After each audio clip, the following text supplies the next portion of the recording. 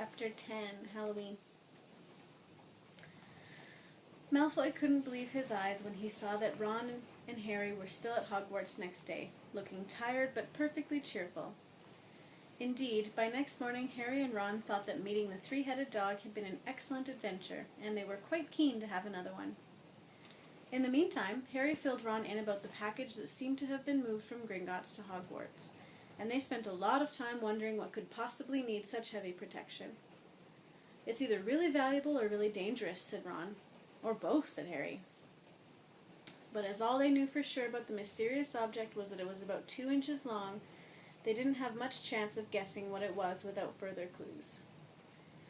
Neither Neville nor Hermione showed the slightest interest in what lay underneath the dog in the trapdoor. All Neville cared about was never going near the dog again. Hermione was now refusing to speak to Harry and Ron, but she was such a bossy know-it-all that they saw this as an added bonus. All they really wanted now was a way of getting back at Malfoy, and to their great delight just such a thing arrived with the post about a week later. As the owls flooded into the great hall as usual, everyone's attention was caught at once by a long, thin package carried by 6 large screech owls. Harry was just as interested as everyone else to see what was in this large parcel, and was amazed when the owls soared down and dropped it right in front of him, knocking his bacon to the floor. They had hardly fluttered out of the way when another owl dropped a letter on top of the parcel. Harry ripped open the letter first, which was lucky, because it said, "Do not open the parcel at the table. It contains your new Nimbus 2000, but I don't want everybody knowing you've got a broomstick or they'll all want one. Oliver Wood will meet you tonight on the Quidditch pitch at 7 o'clock for your first training session. Professor M. McGonagall." Harry had difficulty hiding his glee as he handed the note to Ron to read. "A Nimbus 2000? Ron moaned enviously. "I've never even touched one."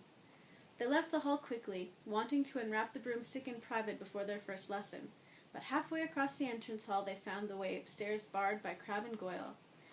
Malfoy seized the package from Harry and felt it. "That's a broomstick," he said, throwing it back to Harry with a mixture of jealousy and spite on his face. "You'll be for it this time, Potter. First years aren't allowed them." Ron couldn't resist it. "It's not any old broomstick," he said. "It's a Nimbus 2000. What did you say you've got at home, Malfoy? A Comet 260? Ron grinned at Harry. "Comets look flashy, but they're not in the same league as the Nimbus." "What would you know about it, Weasley? You couldn't afford half the handle," Malfoy snapped back. I suppose you and your brothers have to save up twig by twig." Before Ron could answer, Professor Flitwick appeared at Malfoy's elbow. "Not arguing, I hope, boys," he squeaked. "Potter's been sent a broomstick, Professor," said Malfoy quickly. Yes, that's right," said Professor Flitwick, beaming at Harry. "Professor McGonagall told me all about the special circumstances, Potter. And what model is it?" "A Nimbus 2000, sir," said Harry, fighting not to laugh at the look of horror on Malfoy's face. "And it's really thanks to Malfoy here that I've got it," he added. Harry and Ron headed upstairs, smothering their laughter at Malfoy's obvious rage and confusion. "Well, it's true," Harry chortled as they reached the top of the marble staircase. "If he hadn't stolen Neville's Remembrall, I wouldn't be on the team." "So I suppose you think that's a reward for breaking rules?" came an angry voice from just behind them.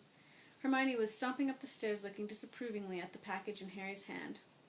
"I thought you weren't speaking to us," said Harry. "Yes, don't stop now," said Ron. "It's doing us so much good." Hermione marched away with her nose in the air. Harry had a lot of trouble keeping his mind on his lessons that day. It kept wandering up to the dormitory where his new broomstick was lying under his bed, or straying off to the Quidditch pitch where he'd be learning to play that night. He bolted his dinner that evening without noticing what he was eating, and then rushed upstairs with Ron to unwrap the Nimbus 2000 at last. "Wow," Ron sighed as the broomstick rolled onto Harry's bedspread. Even Harry, who knew nothing about the different brooms, thought it looked wonderful. Sleek and shiny with a mahogany handle, it had a long tail of neat, straight twigs, and Nimbus 2000 written in gold near the top. As 7 o'clock drew nearer, Harry left the castle and set off towards the Quidditch pitch in the dusk. He'd never been inside the stadium before. Hundreds of seats were raised in stands around the pitch so that the spectators were high enough to see what was going on. At either end of the pitch were 3 golden poles with hoops on the end. They reminded Harry of the little plastic sticks Muggle children blew bubbles through, except that they were 50 feet high. Too eager to fly again to wait for Wood, Harry mounted his broomstick and kicked off from the ground. What a feeling! He swooped in and out of the goalposts and then sped up and down the pitch. The Nimbus 2000 turned wherever he wanted at his lightest touch. "Hey, Potter, come down!" Oliver Wood had arrived. He was carrying a large wooden crate under his arm. Harry landed next to him. "Very nice," said Wood, his eyes glinting. "I see what McGonagall meant. You really are natural. I'm just going to teach you the rules this evening, then you'll be joining team practice 3 times a week." He opened the crate. Inside were 4 different-sized balls. "Right," said Wood. "Now Quidditch is easy enough to understand, even if it's not too easy to play. There are 7 players on each side. 3 of them are called chasers." 3 chasers," Harry repeated, as Wood took out a bright red ball about the size of a football. "This ball is called the quaffle," said Wood. "The chasers throw the quaffle to each other and try to get it through one of the hoops to score a goal. 10 points every time the quaffle goes through one of the hoops. Follow me?" "The chasers throw the quaffle and put it through the hoops to score," Harry recited. "So that's sort of like basketball on broomsticks with 6 hoops, isn't it?" "What's basketball?" said Wood curiously. "Never mind," said Harry quickly. "Now there's another player on each side who's called the keeper. I'm keeper for Gryffindor. I have to fly around our hoops and stop the other team from scoring." 3 chasers, 1 keeper," said Harry, who was determined to remember it all, "and they play with the quaffle. Okay, got that. So what are they for?" He pointed at the 3 balls left inside the box. "I'll show you now," said Wood. "Take this." He handed Harry a small club, a bit like a rounder's bat. "I'm going to show you what the bludgers do," Wood said. "These 2 are the bludgers." He showed Harry 2 identical balls, jet black and slightly smaller than the red quaffle. Harry noticed that they seemed to be straining to escape the straps holding them inside the box. "Stand back," Wood warned Harry. He bent down and freed one of the bludgers. At once, the black ball rose high in the air and then pelted straight at Harry's face. Harry swung at it with the bat to stop it breaking his nose and sent it zigzagging away into the air. It zoomed around their heads and then shot at Wood, who dived on top of it and managed to pin it to the ground. "See," Wood panted, forcing the struggling bludger back into the crate and strapping it down safely. "The bludgers rocket around trying to knock players off their brooms. That's why you have 2 beaters on each team. The Weasley twins are ours. It's their job to protect their side from the bludgers and try and knock them towards the other team. So, think you've got all that?" 3 chasers try and score with the quaffle, the keeper guards the goalposts, the beaters keep the bludgers away from their team. Harry reeled off. "Very good," said Wood. Have the bludgers ever killed anyone?" Harry asked, hoping he sounded offhand. "Never at Hogwarts. We've had a couple of broken jaws, but nothing worse than that. Now the last member of the team is the Seeker. That's you, and you don't have to worry about the quaffle or the bludgers. Unless they crack my head open. Don't worry, the Weasleys are more than a match for the bludgers. I mean, they're like a pair of human bludgers themselves." Wood reached into the crate and took out the 4th and last ball. Compared with the quaffle and the bludgers, it was tiny, about the size of a large walnut. It was bright gold and had little fluttering silver wings. "This," said Wood, "is the golden snitch, and it's the most important ball of the lot. It's very hard to catch because it's so fast and difficult to see. It's the Seeker's job to catch it. You've got to weave in and out of the chasers, beaters, bludgers, and quaffle to get it before the other team's Seeker, because whichever Seeker catches the snitch wins his team an extra 150 points, so they nearly always win. That's why Seekers get fouled so much. A game of Quidditch only ends when the snitch is caught, so it can go on for ages. I think the record is 3 months. They had to keep bringing on substitutes so the players could get some sleep." "Well, that's it. Any questions?" Harry shook his head. He understood what he had to do all right. It was doing it that was going to be the problem. "We won't practice with the snitch yet," said Wood, carefully shutting it back inside the crate. "It's too dark. We might lose it. Let's try you out with a few of these." He pulled a bag of ordinary golf balls out of his pocket, and a few minutes later he and Harry were up in the air, Wood throwing the golf balls as hard as he could in every direction for Harry to catch. Harry didn't miss a single one, and Wood was delighted. After half an hour, night had nearly fallen and they couldn't carry on. "That Quidditch Cup will have our name on it this year," said Wood happily as they trudged back up to the castle. "I wouldn't be surprised if you turn out better than Charlie Weasley, and he could have played for England if he hadn't gone off chasing dragons." Perhaps it was because he was now so busy, what with Quidditch practice 3 evenings a week on top of all his homework, but Harry could hardly believe it when he realized that he'd already been at Hogwarts 2 months. The castle felt more like home than Privet Drive had ever done. His lessons, too, were becoming more and more interesting now that they had mastered the basics. On Halloween morning they woke to the delicious smell of baking pumpkin wafting through the corridors. Even better, Professor Flitwick announced in charms that he thought they were ready to start making objects fly, something they had all been dying to try since they'd seen him make Neville's toad zoom around the classroom. Professor Flitwick put the class into pairs to practice. Harry's partner was Seamus Finnegan, which was a relief because Neville had been trying to catch his eye. Ron, however, was to be working with Hermione Granger. It was hard to tell whether Ron or Hermione was angrier about this. She hadn't spoken to either of them since the day Harry's broomstick had arrived. "Now don't forget that nice wrist movement we've been practicing," squeaked Professor Flitwick, perched on top of his pile of books as usual. "Swish and flick, remember, swish and flick. And saying the magic words properly is very important too. Never forget Wizard Barufio, who said S instead of F, and found himself on the floor with a buffalo on his chest." It was very difficult. Harry and Seamus swished and flicked, but the feather they were supposed to be sending skywards just lay on the desktop. Seamus got so impatient that he prodded it with his wand and set fire to it. Harry had to put it out with his hat. Ron at the next table wasn't having much more luck. "Wingardium Leviosa," he shouted, waving his long arms like a windmill. "You're saying it wrong," Harry heard Hermione snap. "It's Wingardium Leviosa. Make the gar nice and long." "You do it then if you're so clever," Ron snarled. Hermione rolled up the sleeves of her gown, flicked her wand, and said, "Wingardium Leviosa." Their feather rose off the desk and hovered about 4 feet above their heads. "Oh, well done!" cried Professor Flitwick, clapping. "Everyone see here, Miss Granger's done it." Ron was in a very bad temper by the end of the class. "It's no wonder no one can stand her," he said to Harry as they pushed their way into the crowded corridor. "She's a nightmare, honestly." Someone knocked into Harry as they hurried past him. It was Hermione. Harry caught a glimpse of her face and was startled to see that she was in tears. "I think she heard you." "So?" said Ron, but he looked a bit uncomfortable. "She must have noticed she's got no friends." Hermione didn't turn up for the next class and wasn't seen all afternoon. On their way down to the Great Hall for the Halloween feast, Harry and Ron overheard Parvati Patil telling her friend Lavender that Hermione was crying in the girls' toilets and wanted to be left alone. Ron looked still more awkward at this, but a moment later they had entered the Great Hall, where the Halloween decorations put Hermione out of their minds. 1,000 live bats fluttered from the walls and ceiling, while 1,000 more swooped over the tables in low black clouds, making the candles and the pumpkins stutter. The feast appeared suddenly on the golden plates as it had at the start of term banquet. Harry was just helping himself to a jacket potato when Professor Quirrell came sprinting into the hall, his turban askew and terror on his face. Everyone stared as he reached Professor Dumbledore's chair, slumped against the table, and gasped, "Troll! In the dungeons! Thought you ought to know." He then sank to the floor in a dead faint. There was uproar. It took several purple firecrackers exploding from the ends of Professor Dumbledore's wand to bring silence. "Prefects," he rumbled, "lead your houses back to the dormitories immediately." Percy was in his element. "Follow me. Stick together, first years. No need to fear the troll if you follow my orders. Stay close behind me now. Make way. First years coming through. Excuse me, I'm a prefect." "How could a troll get in?" Harry asked as they climbed the stairs. "Don't ask me. They're supposed to be really stupid," said Ron. "Maybe Peeves let it in for a Halloween joke." They passed different groups of people hurrying in different directions. As they jostled their way through a crowd of confused Hufflepuffs, Harry suddenly grabbed Ron's arm.